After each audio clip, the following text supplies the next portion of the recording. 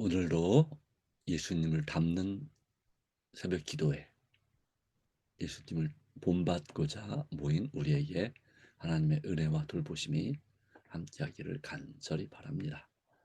오늘 4월의 회심 세 번째 시간으로 하나님의 말씀을 함께 묵상하도록 하겠습니다. 사도행전 9장 3절로 5절의 말씀입니다. 사울이 길을 가다가 다메섹에 가까이 이르더니 후련히 하늘로부터 빛이 그를 둘러 비추는지라. 땅에 엎드러져 들음에 소리가 있어 이르시되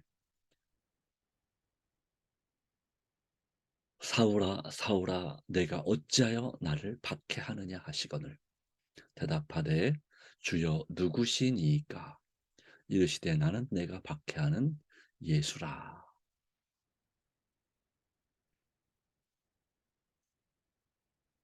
네, 마침내 사울이 이제 예수님 앞에 굴복하고 또 회개하고 구원받고 그리고 이제 주님의 제자로서 사명을 다하게 되는, 또 특별히 선교사로서 사명을 다하게 되는 계기가 이제 시작되고 있습니다. 그 부분의 장면을 우리가 또한 이어서 보겠습니다. 살아남는 이들 274페이지 가운데 사울은 예수께서 하나님의 율법을 폐지한 줄로 생각했으나 그의 영적 시각이 하나님의 손길에 닿았을 때 그는 그리스도가 유대인의 모든 희생 제도의 창시자인 것과 당신의 아버지의 율법을 옹호하기 위하여 특별한 목적을 가지고 세상에 오셨으며 다만 표상적이었던 율법이 그리스도의 죽으심으로 실체를 만나게 되었다는 것을 깨달았다라고 기록합니다. 좀 긴 문장입니다. 예, 사울이 그리스도인들을 박해한 이유는 예수께서 십자가의 죽으심으로 하나님의 율법을, 바로 모세의 율법을 폐지했다고 생각했기 때문이었습니다.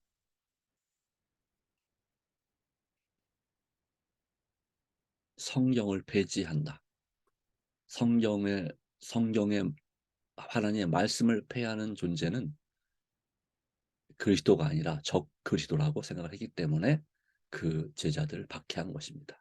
그런데 그의 영적 시각, 바로 눈이 멀었죠. 이 빛을, 영광스러운 빛을 본으로써 이것을 하나님의 손길이 그의 육적인 시각을 멀게 했지만 영적인 시각을 터치했다라고 표현하고 있는 것입니다.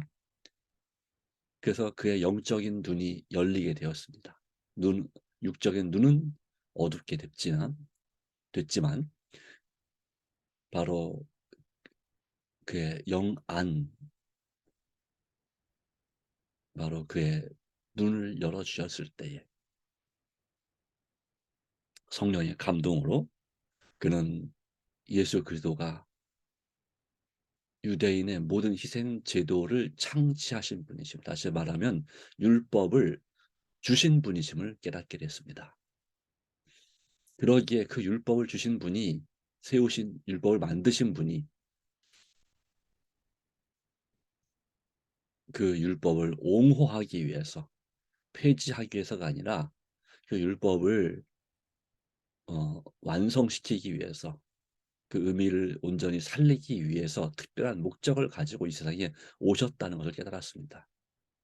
그래서 이 율법이 표상, 상징적이던 이 하나님 율법이 이제는 다시 말하면 그림자 같은 율법이 예수 그리스도의 죽으심으로 실체이신 예수님을 만나게 되었다는 걸 깨달았습니다.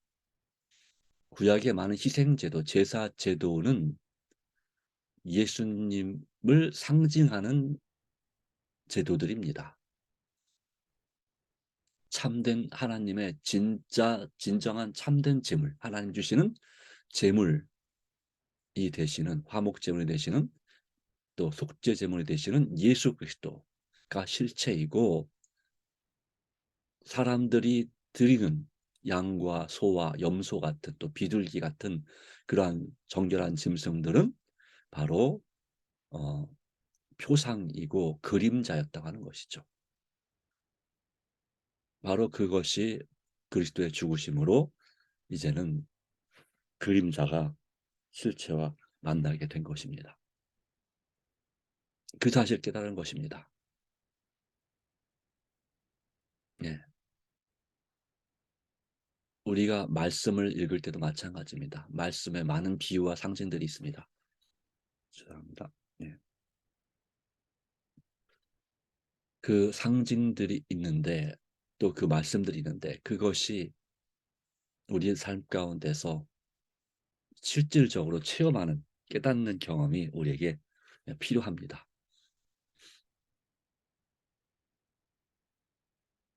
그 말씀의 진정한 의미를 깨닫고 그때의 그 말씀이 그냥 나와 큰 관계가 없는 하나님의 말씀에서 그것이 나에게 진정으로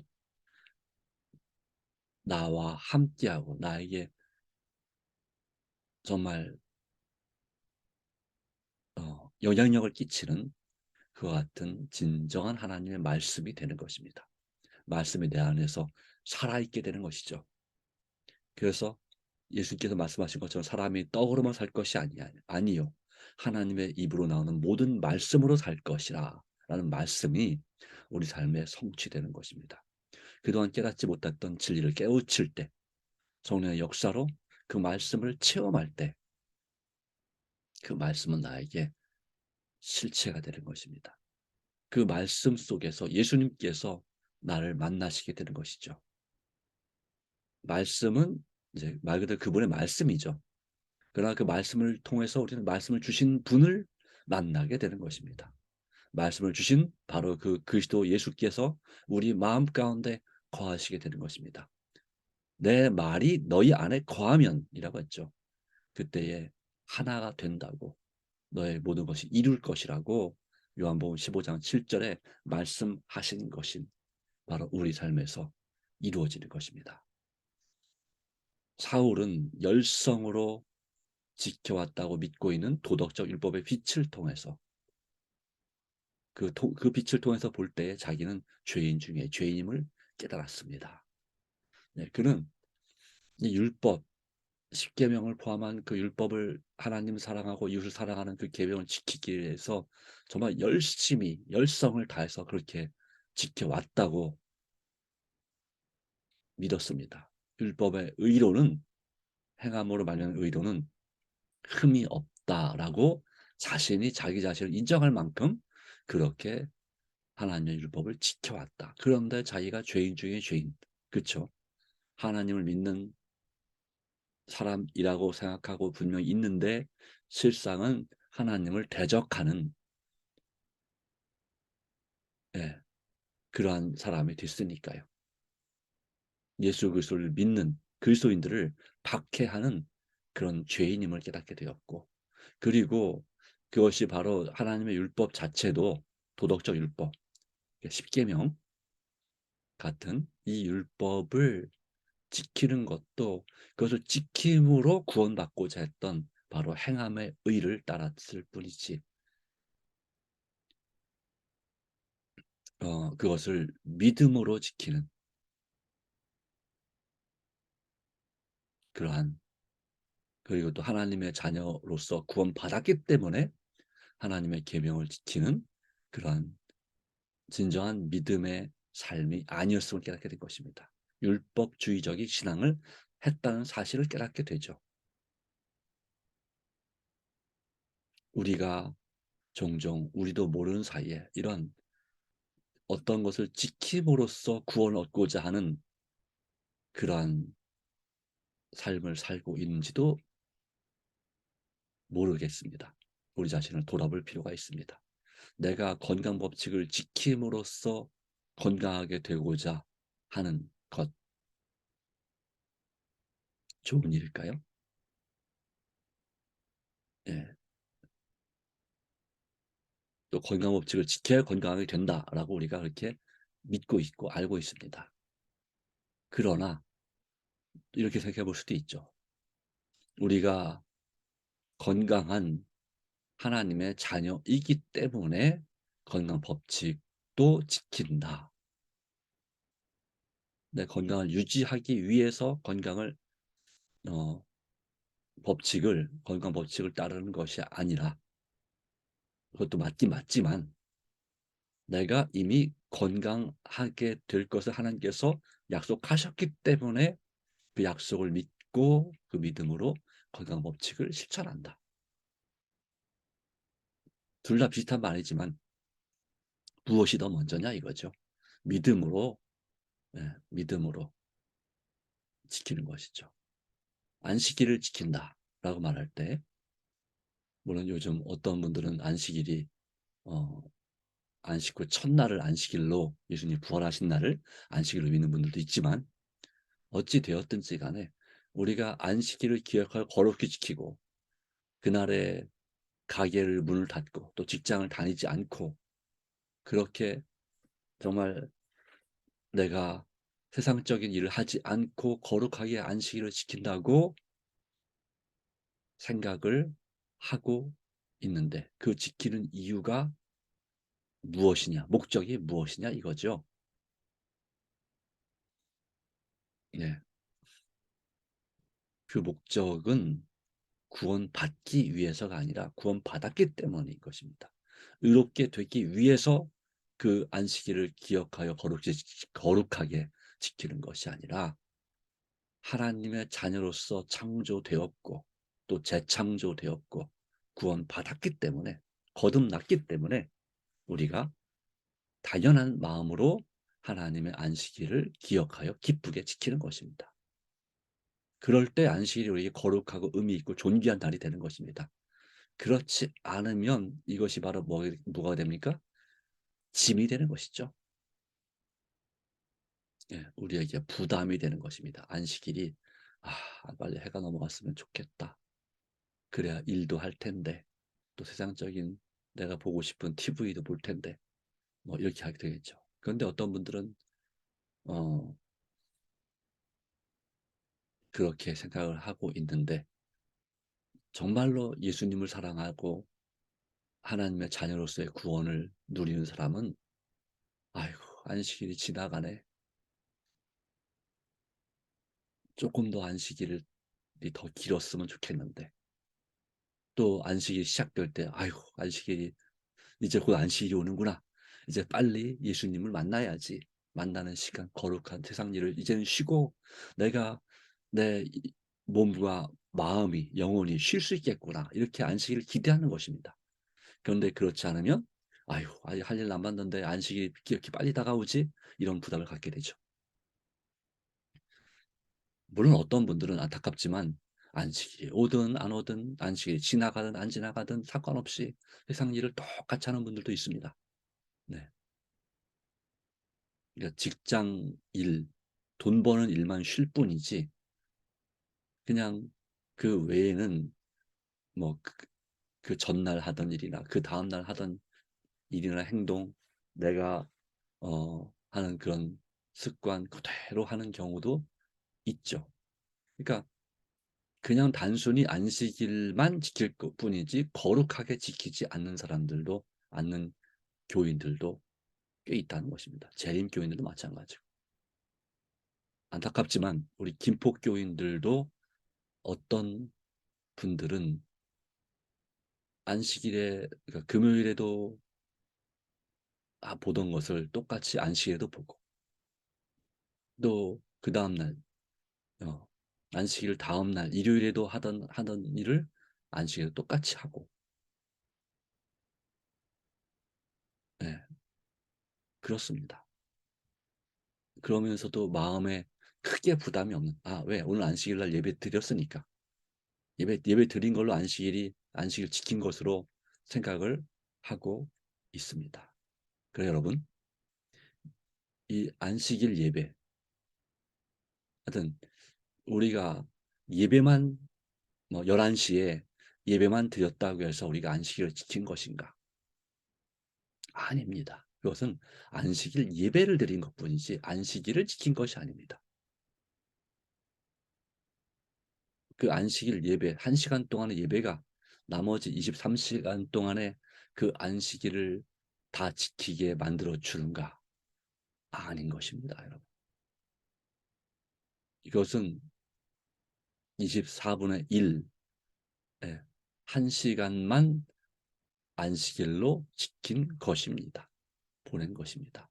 중요한 것은 그 나머지 시간, 물론 잠자는 시간 빼고 한 8시간을 넉넉하게 자고 8시간 뺀다고 하면 16시간 중에서 하루 1시간을 안식을 지킨 것이 또 오가는 시간 넉넉자가 1시간 빼고 그래서 14시간이 남아있잖아요. 그 나머지 14시간을 어떻게 보내느냐도 거룩하게 지킨다고 하는 그 말씀의 의미가 거기에 포함되어 있는 것입니다. 그래서 우리는 안식일을 지킬 때 예배 드리는 시간,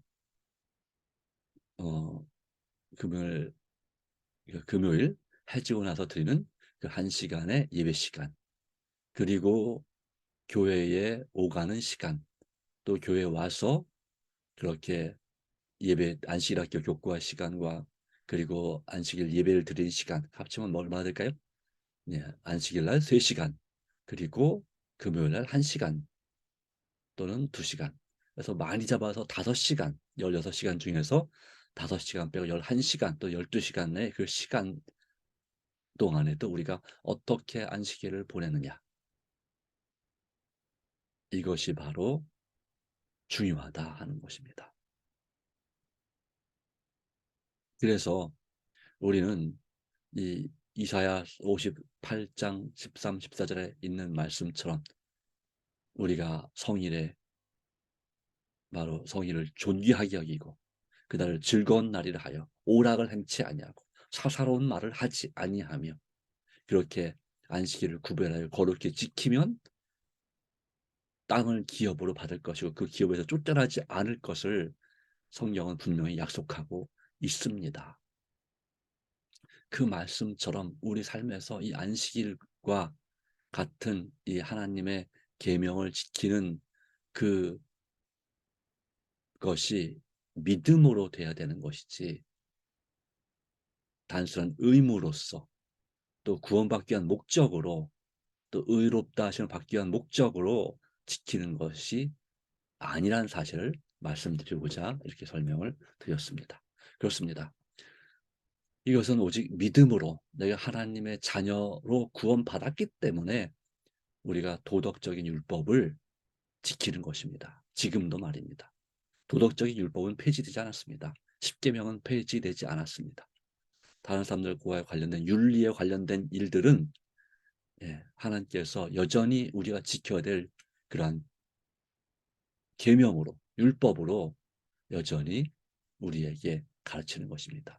하나님을 사랑하고 이웃을 사랑하는 그러한 정신이 들어있는 도덕적인 율법을 우리가 지켜야 되는 것입니다. 물론 유대인들에 해당하는 그 민법, 뭐 도둑질했을 때 배상, 또 상해를 끼쳤을 때 배상에 관한 법, 뭐 눈에는 눈으로 이는 이로 하는 이런 법까지는 우리가 지키지 않아도 됩니다. 그러나 우리 하나님의 품성과 관련된 이와 같은 하나님의 십계명을 포함한 이와 같은 계명들은 우리가 존중히 여겨야 된다 하는 것이죠. 그런 의미에서 우리는 죄인 중에 죄인임을 사도 바울이 깨달은 것처럼 우리 자신에 대해서도 그렇게 깨달아야 될 줄로 믿습니다. 마귀의 유혹을 이기지 못해서 그런 것에 자꾸 관심을 가지고 있는 우리 자신의 죄를 용서해 주시기를 간절히 바라는 것입니다. 마침내 바울은 다메섹에 있는 강에서 아마나라는 강과 바르바리라는 강이 있는데 그 강 중 하나에서 아나니아란 그리스도인 제자에게 침례를 받았습니다. 음식을 먹고 기운을 얻자. 그는 곧 그가 그 눈이 멀었던 3일 동안 깨달았던 그 진리를 다메섹 도성에 있는 신자들에게 유대인들에게 전하기 시작했습니다. 예수를 전하기 시작하였다. 그 신자들은 바로 자기가 죽이기 위하여 예루살렘을 떠났던 그 사람들이었습니다. 바울은 또한 죽임을 당하신 예수야말로 참으로 하나님의 아들이심을 회당에서 가르쳤습니다. 유대교를 믿는 사람들이 모인 회당에서 가르쳤습니다. 예언으로부터 이끌어오는 바울의 변론은 그야말로 명확했으며 또한 하나님의 능력이 그의 노력과 함께 하셨으므로 반대하던 유대인들은 당황하여 대답할 말을 잊었습니다. 너무나 논리적이었고 또한 성령 충만함으로 확정적으로 가르쳤기 때문에 그에 대해서 반박할 말이 없었다. 바울이 받은 교법사라고도 하고 율법사라고도 하죠. 그렇게 서기관 교육을 받은 것입니다. 바리새인으로서 그 교육, 그 말씀을 암송하고 말씀을 기록하고 말씀을 해석하는 그와 같은 교육을, 그것도 바리새인 중에서도 아주 훌륭한 랍비인 가말리엘이라는 랍비에게서 최고의 교육을 받은 것이죠.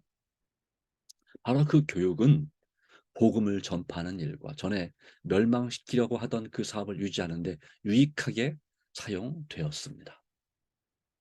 그래서 이제는 사탄의 강력한 도구에서 이제 마치 적군의 장군을 귀순시켜서 우리 편에 장군으로 세워서 적군을 도리어 공격하게 하는 것처럼 바로 하나님의 강력한 도구가 되었습니다. 바울은 자기의 설교를 듣는 모든 사람들에게 자기의 신앙상을 변하는 충동이나 광신에 의한 것이 아니고, 극단적인 믿음에 의한 것이 아니고 오직 피할 수 없는 증거에 의해 된 것임을 입증하였습니다. 유대인의 회당에서 일하면서 바울의 믿음은 더욱 강해졌고, 유대인의 심한 반대 앞에서도 예수께서 하나님의 아들이심을 증거하는 그의 열성은 더욱 뜨거워져 갔다라고 기록하고 있습니다. 예수는 하나님의 아들 그리스도이심을 증거하는 그의 열성, 그는 정말 열심을 다해서 그 전에 열심히 열성적으로 그리스도인들을 박해했던 것 같이 그는 이제 열성적으로 복음을 전했습니다. 생명이 위험에 처하자 바울은 하나님께로부터 당분간 다메섹을 떠나라는 명령을 받았습니다. 그래서 그는 아라비아로 갔다고 성경에 기록되어 있죠. 그는 거기서 비교적 조용한 환경에서, 그 사막 광야에서 하나님과 더불어 교통하고 묵상하기에 충분한 기회를 가졌고, 또한 바울이 홀로 하나님과 함께 지내기를 원한 그 이유는 자신의 마음을 살피고 더 깊이 회개하고 싶었고, 또한 너무나 크고 중대한 사업을 이루기 위하여 기도와 말씀 연구를 통해 자신을 준비하기 위해서였습니다. 그래서 3년 동안 말씀을 깊이 연구하고 기도하는 경건의 시간을 가진 다음에 바울이 사도로 선택받은 것은 사람에 의한 것이 아니라 하나님에 의한 것이며, 바로 예수께서 직접 그에게 나타나셨죠. 또한 그의 사업은 이방 사람들을 위해 이루어져야 할 것임이 명백히 지시되었습니다. 이 사람은 이방인을 위한 택한 나의 그릇이라, 그가 내 복음을 위하여 얼마나 많이 고난당해야 될 것을 그가 깨닫게 될 것이다 라고 말씀하셨죠. 예언하셨죠. 그것처럼 사도 바울은 사울이 이름을 바울로 바꿨습니다. 그래서 바울이 됐습니다. 작은 자란 뜻을 가진 그 바울은 나중에 그의 고백을 들어보면 그가 얼마나 많은 고난을, 예수님을 믿는 그 믿음을 전파하는 가운데, 신앙을 전파하는 가운데 얼마나 많은 핍박을 받았는지 고백한 기록이 있습니다. 40에 하나 가만매를 3번이나 맞고 돌에 2번 맞아서 죽을 뻔하고 죽다 살아나고 등 여러 가지 말할 수 없는 고난을 당했죠. 바울은 간절한 마음으로 하나님께 간구하며 그의 회개가 하나님 앞에 간합되고 하나님께서 그의 큰 죄를 사하여 주신 것을 확실히 깨달을 때까지 간구하는 일을 그치지 않기로 결심하였습니다. 때때로 우리가 이렇게 기도할 필요가 있습니다. 정말 내 죄를 용서해 주셨다는 확신이 들 때까지 간절히 1시간이고 2시간이고 기도하는 경험이 필요합니다. 내가 정말 힘들고 어려울 때, 낙심될 때 말입니다. 내가 그럴수록 더 하나님께 앞에 매달리는 경험이 필요하죠. 바울은 장차 그의 봉사에서 예수께서 함께 하시겠다는 확실한 증거를 얻기까지 투쟁을 그치지 않기로 결심했습니다.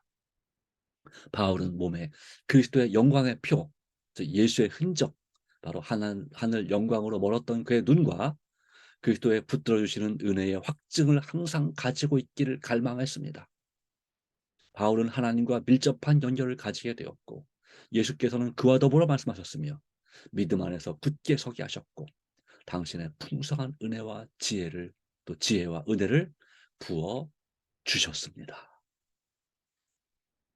우리에게도 이와 같은 은혜가 있어야 되지 않을까요? 이 말씀이, 이 말씀, 이 사도 바울의 이 간절한 기도와 회개의 경험, 이것이 오늘 우리에게 필요하지 않을까요?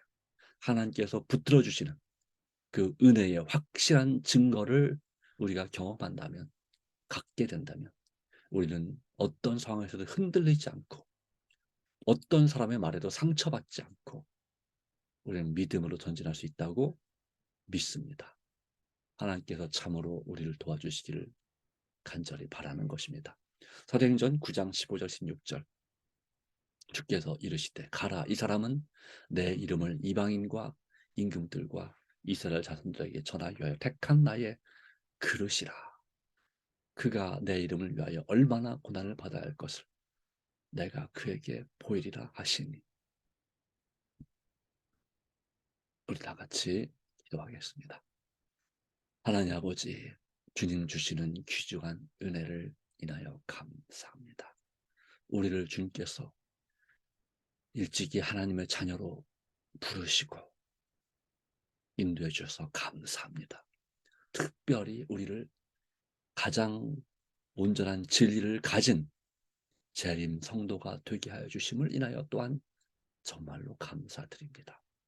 오 주님, 우리가 말로만 아니라 우리의 삶을 통해서 오직 믿음으로 살 수 있는 진리, 오직 믿음으로 예수님을 영접함으로 하나님의 자녀로서 다시 태어나게 해주셨으니 정말 감사합니다. 우리 삶에서 예수님이 중심이 되는 삶을 살게 해주시니 감사합니다. 이 시간 예수님을 닮고자 하는 믿음과 열심을 주시니 또한 감사합니다. 성령님께서 우리 마음 가운데 충만하게 임재하실 것을 믿고 감사드립니다. 이제 우리의 모든 자아를 굴복하고 우리의 모든 계획과 일들을 아버지 손에 온전히 맡기오니 하나님 아버지 돌봐 주시고 이끌어 주시고 오직 믿음으로 살아가도록 함께하여 주시옵소서. 성령님의 은혜가, 은총이 우리의 삶에 생명 주시고 은혜 주시기를 간절히 간구합니다. 하나님 아버지 도와 주시옵소서. 은총을 베풀어 주시옵소서. 주님 주시는 귀중하고 놀라운 은혜가 우리 삶을 주장하게 해주시기를 또한 간절히 원하고 바라고 기도하오니 하나님 아버지 오늘도 도와주시옵소서. 오늘도 우리에게 생명을 주시는 그 은혜를 인하여 감사합니다. 주님, 우리가 이제 개인적으로 드린 그 간절한 기도 가운데 역사하여 주시옵소서. 예수님의 이름으로 간절히 기도 올리옵나이다. 아멘. 감사합니다. 오늘도 하나님의 은혜가 여러분 삶 가운데 충만하기를 간절히 바랍니다. 개인 기도로